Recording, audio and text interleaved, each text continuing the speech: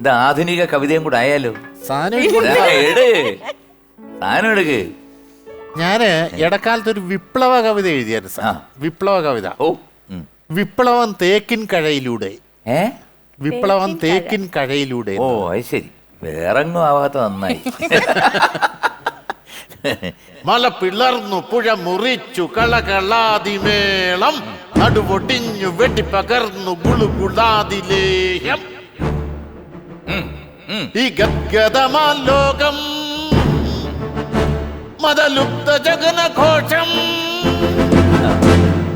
മാപദനി നീ സരിഗ ഗാന പഞ്ചമി നീ.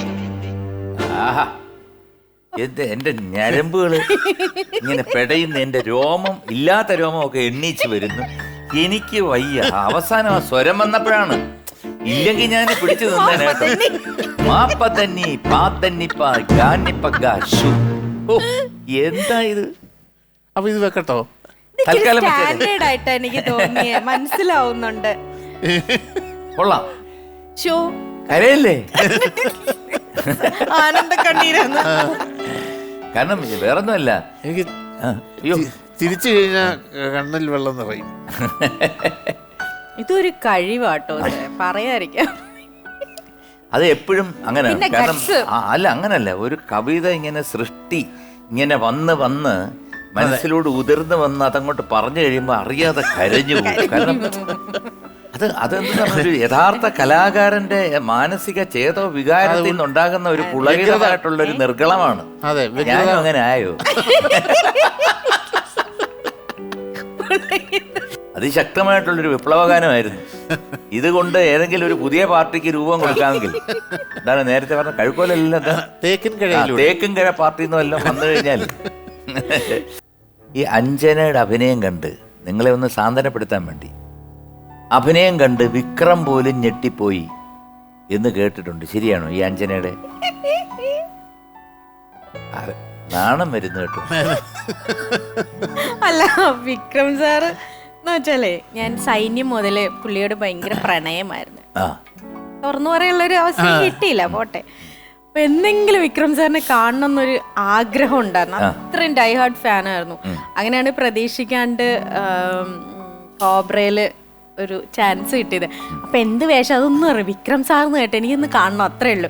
പിന്നെ എറണാകുളത്തായിരുന്നു 2 ദിവസം ഷൂട്ട്, പിന്നെ അമ്പലപ്പുഴയില് ക്ഷേത്രത്തിലായിരുന്നു. അപ്പോ എന്താ മനുഷ്യൻ, ഡൗൺ ടു എർത്ത് ആണ്, രക്ഷയില്ല. ഞാൻ ഫസ്റ്റ് ഒരു ഷോട്ട് കഴിഞ്ഞിട്ട് സാർ അവിടെ മാറി ചെയറിലിരിക്കുമ്പോൾ ഞാൻ അങ്ങോട്ട് പോയി വേണ്ടി ഞാൻ പറഞ്ഞു, സാർ സൈന്യം മുതൽ ഞാൻ സാറിനെ ഭയങ്കരമായിട്ട് പ്രേമിക്കുകയായിരുന്നു. അങ്ങനെ പറഞ്ഞു. നമുക്കങ്ങനെ ഉള്ളിലുള്ളത് തുറന്ന് പറയണമല്ലോ. ഈ മനസ്സിൽ നിങ്ങളുടെ വലിയ ആരാധകനാകുന്നില്ല. I love you, I want to marry you, അത്രേ ഉള്ളൂ. തീരമായിരുന്നു. പക്ഷേ നിങ്ങൾ വേറെ കെട്ടിയത് നിങ്ങളുടെ നിർഭാഗ്യം. സത്യം, അത്രേ ഉള്ളൂ. സംസാരിച്ചു. ആള് ഭയങ്കര ഹാപ്പി ആയി. ഞാൻ ഇവിടെ വർക്ക് ചെയ്യുന്നതാണ്, ഇന്നാണ് എന്നൊക്കെ പറഞ്ഞു. ഇതെല്ലാം കഴിഞ്ഞ് പിറ്റേ ദിവസം രാവിലെ പോലെ അഞ്ജന കാണുമ്പോ ഗുഡ് മോർണിംഗ് വരും, കൈ തരും, എന്തോ വേണം. അല്ലേ, ഞാൻ പിന്നെ അറിഞ്ഞു, പ്രിയന്റെ അടുത്ത് വന്ന് പറഞ്ഞു, bad luck, I couldn't marry her.